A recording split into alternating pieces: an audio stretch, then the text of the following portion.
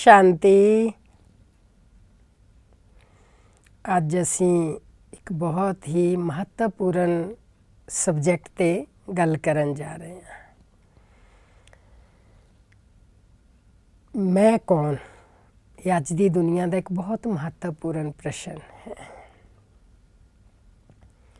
ਬਹੁਤ ਸੰਤ ਮਹਾਤਮਾਵਾਂ ਦੀ ਕਹਾਣੀਆਂ ਵਿੱਚ ਆਉਂਦਾ ਹੈ ਕਿ ਇੱਕ ਵਾਰੀ ਕਿਸੇ ਮਹਾਤਮਾ ਨੇ ਕਿਸੇ शिष्य ਨੂੰ ਪੁੱਛਿਆ कि आप कौन हो?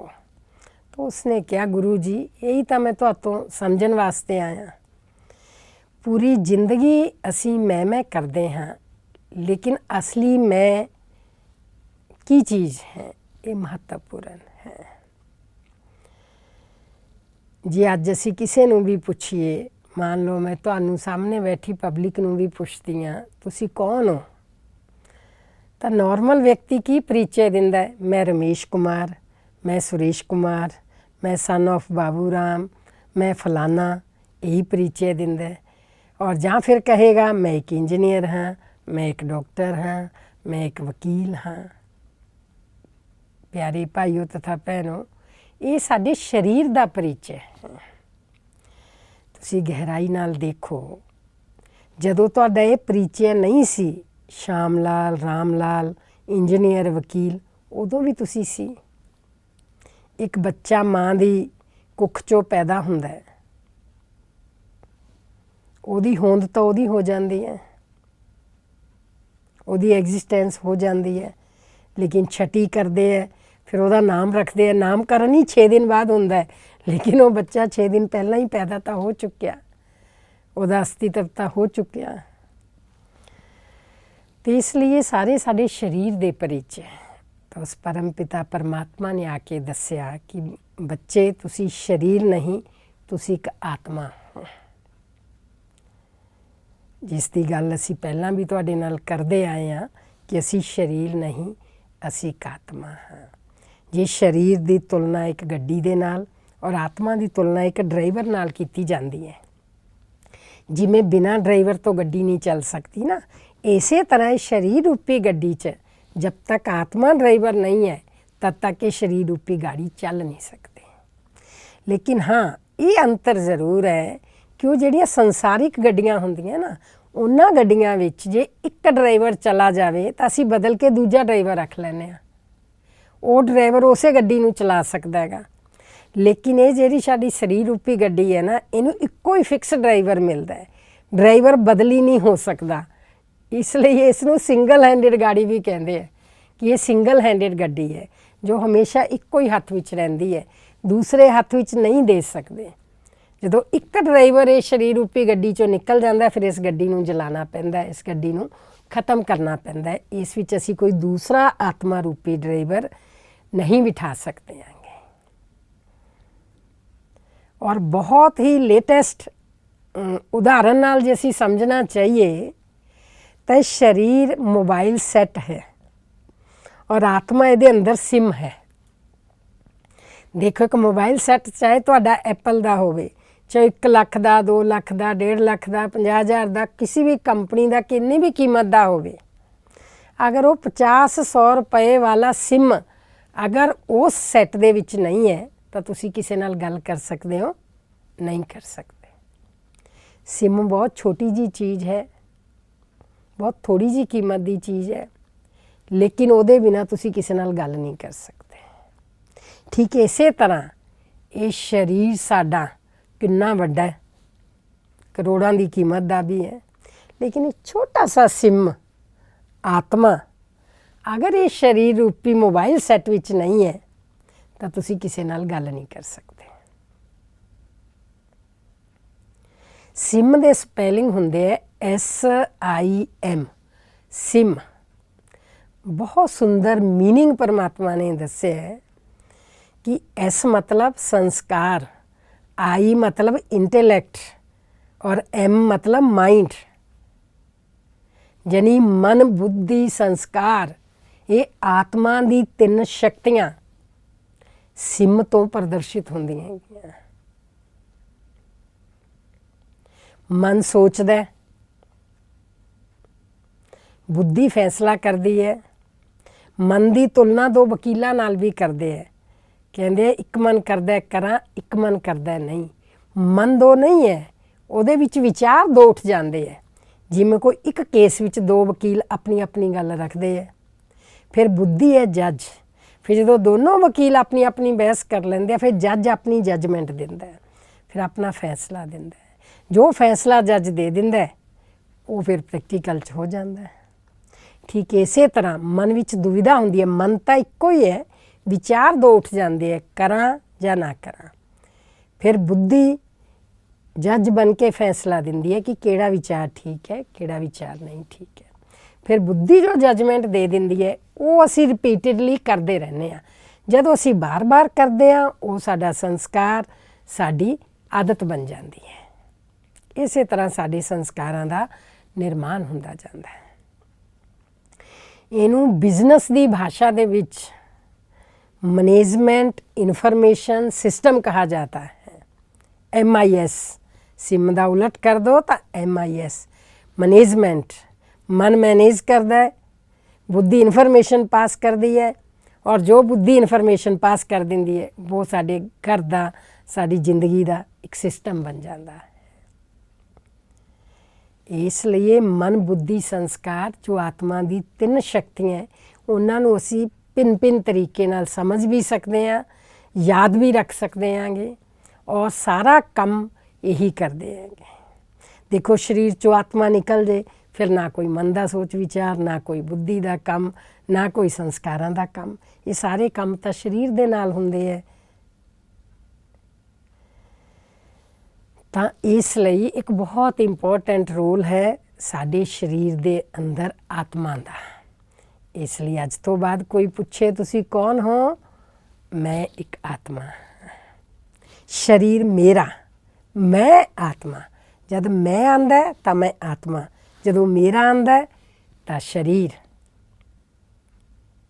ਤੁਸੀਂ ਧਿਆਨ ਨਾਲ ਦੇਖੋ, ਅਸੀਂ ਗੱਲਬਾਤ ਕਰਦੇ ਵੀ ਕੀ ਕਹਿੰਦੇ ਹਾਂ, ਮੇਰਾ ਸਿਰ ਦਰਦ ਹੈ, ਮੇਰਾ ਪੇਟ ਦਰਦ ਹੈ, ਮੇਰੀ ਬਾਜੂ ਦਰਦ ਹੈ, ਮੇਰੀ ਟਾਂਗੇ ਦਰਦ ਹੈ, ਇੱਦਾਂ ਬੋਲਦੇ ਹਾਂ ਅਸੀਂ। ਅਤੇ ਕੌਣ ਬੋਲ ਰਿਹਾ ਹੈ ਮੇਰਾ ਸਿਰ, ਮੇਰੇ ਪੈਰ, ਮੇਰੀ ਟਾਂਗੇ, ਮੇਰਾ ਪੇਟ, ਮੇਰੀਆਂ ਅੱਖਾਂ? ਇਹ ਕੌਣ ਬੋਲ ਰਿਹਾ ਹੈ? ਇਹ ਆਤਮਾ ਕਹਿ ਰਹੀ ਹੈ। ਔਰ ਕਦੀ ਕਦੀ ਤਾਂ ਅਸੀਂ ਇਹ ਵੀ ਕਹਿੰਦੇ ਹਾਂ ਅੱਜ ਨਾ ਮੇਰਾ ਪੂਰਾ ਸਰੀਰ ਹੀ ਦਰਦ ਕਰੀ ਜਾਂਦਾ ਹੈ, ਅੱਜ ਨਾ ਮੇਰਾ ਸਰੀਰ ਠੀਕ ਨਹੀਂ ਹੈ। Who is saying? ਕੌਣ ਕਹਿ ਰਿਹਾ ਮੇਰਾ ਸਰੀਰ? ਇਹ ਆਤਮਾ ਕਹਿ ਰਹੀ ਹੈ, ਰੂਹ ਕਹਿ ਰਹੀ ਹੈ ਮੇਰਾ ਸਰੀਰ। ਇਸ ਲਈ ਪਿਆਰੇ ਭਾਈਓ ਤਥਾ ਭੈਣੋ, ਇਹ ਚੰਗੀ ਤਰ੍ਹਾਂ ਸਮਝ ਲਈਏ ਅਸੀਂ ਕਿ ਸਰੀਰ ਔਰ ਆਤਮਾ ਦੋ ਚੀਜ਼ਾਂ ਦੇ ਮੇਲ ਨਾਲ ਇੱਕ ਇਨਸਾਨ ਬਣਦਾ ਹੈ, ਜਿਹਨੂੰ ਅੰਗਰੇਜ਼ੀ 'ਚ ਅਸੀਂ ਕਹਿੰਦੇ ਹਾਂ ਹਿਊਮਨ ਬੀਇੰਗ। ਹਿਊਮਨ ਸ਼ਬਦ ਸਰੀਰ ਲਈ ਪ੍ਰਯੋਗ ਹੁੰਦਾ ਹੈ, ਬੀਇੰਗ ਸ਼ਬਦ ਆਤਮਾ ਲਈ ਪ੍ਰਯੋਗ ਹੁੰਦਾ ਹੈ, ਜਿਹਨੂੰ ਜੀਵ ਆਤਮਾ ਵੀ ਕਹਿੰਦੇ। ਜੀਵ ਮਤਲਬ ਸਰੀਰ, ਆਤਮਾ ਮਤਲਬ ਆਤਮਾ।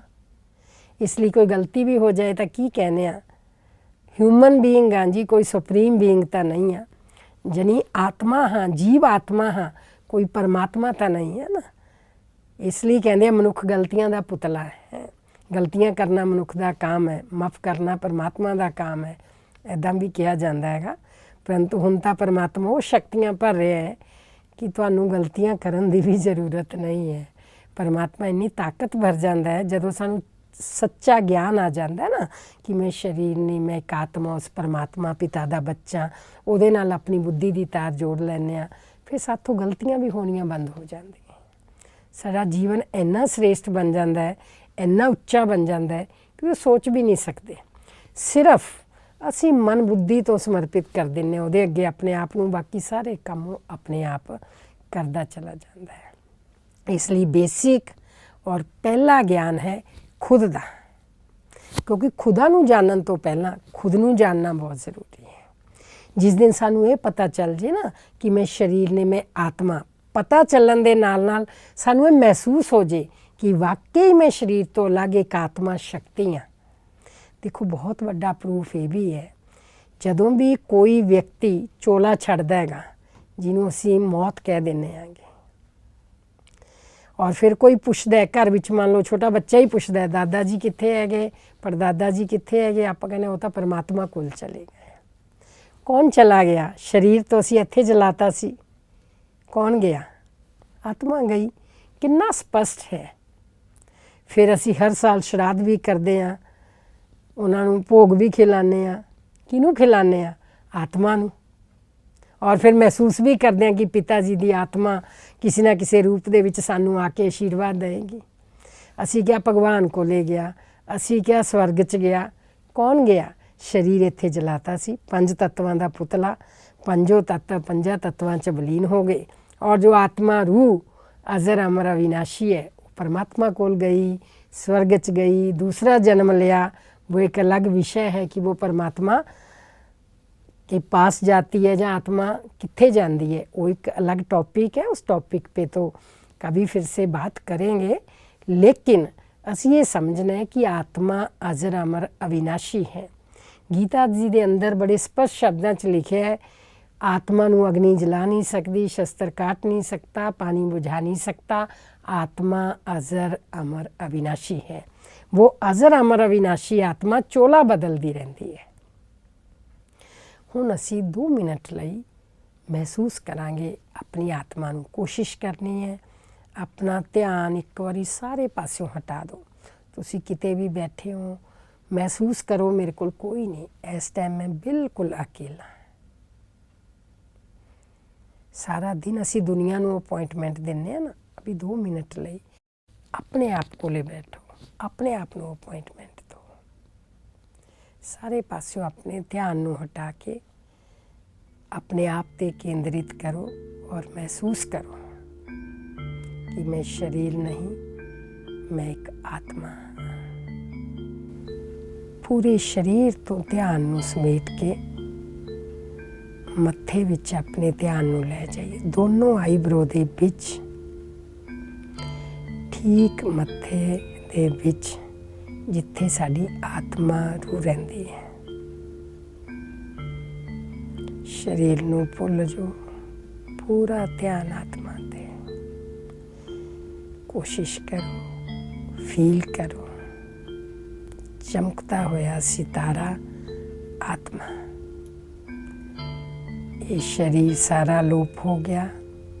मैं एक छोटी सी प्यारी सी चमकती हुई बिंदी आत्मा।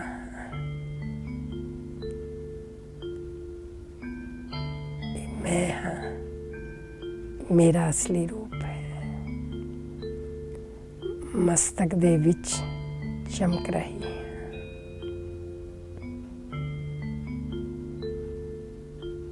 और इस परकुटी विच बैठ के मैं इस शरीर रूपी गड्डी नूं चला रही हाँ।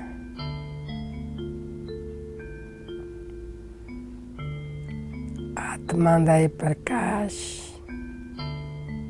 मेरे शरीर विच चारों तरफ फैल रहा है।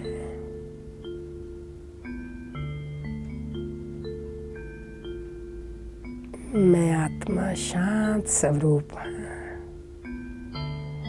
मैं आत्मा पवित्र स्वरूप हाँ।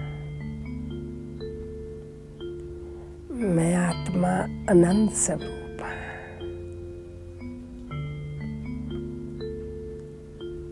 जिमें ही मैनू मेरी आत्मा की महसूसता हुई, चमकदा होया सितारा मैनू मेरे ही मत्थे विच नज़र आया, तो मेरा पूरा शरीर हल्का हो गया।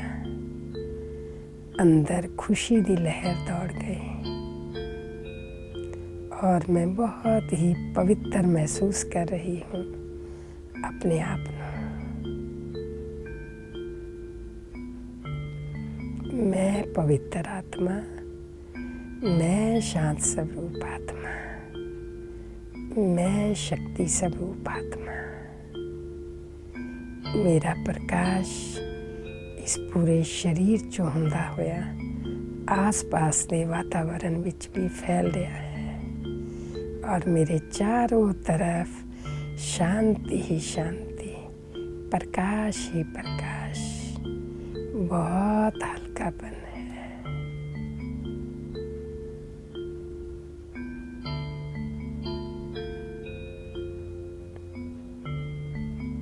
ओम शांति शांति।